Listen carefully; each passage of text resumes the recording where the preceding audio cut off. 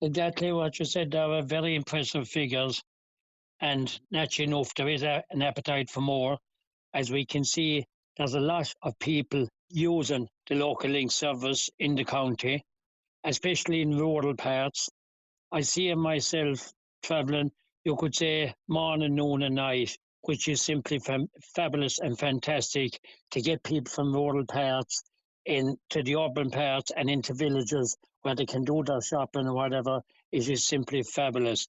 And we can see from the records I got, passengers numbers in 2025 increased from 159,415 to 187,127 on 8 roads. That was a fabulous amount of people that have travelled on the local link. And without the local link, what would those people have done? The Lahm would probably be isolated in rural parts and wouldn't be able to get to the towns and the cities where they want to get to. Yeah, and it is worth noting that there was only two services in the county that actually saw a decline in passenger numbers, and even those ones, Kilrush to Loophead had over 7,800 passengers in the year. Ballyvaughan to Ennis had over 44,000 passengers in the year. So even the services where we're seeing a reduction in passenger numbers is still getting seriously strong numbers. They're getting seriously strong numbers there, exactly what you've said. But we must remember there's population decline in some of these areas as well, and that's something that needs to be taken into consideration by both the local authority and the government. In fairness, we can see in other areas where there's an increase in housing demand.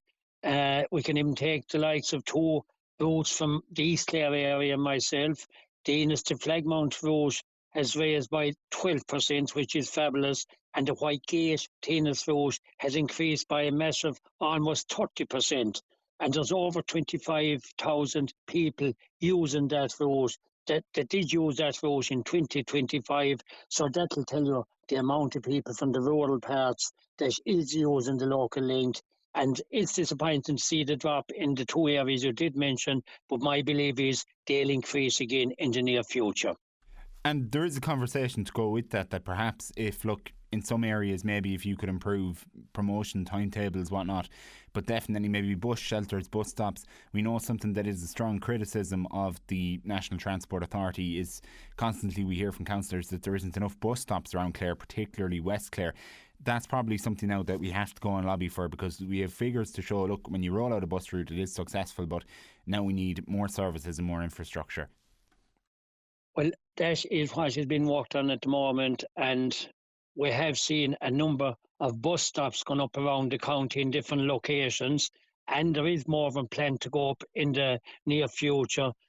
We have seen a handful of bus shelters, but I do agree with you with the inclement weather conditions we get in this country, especially over the winter months.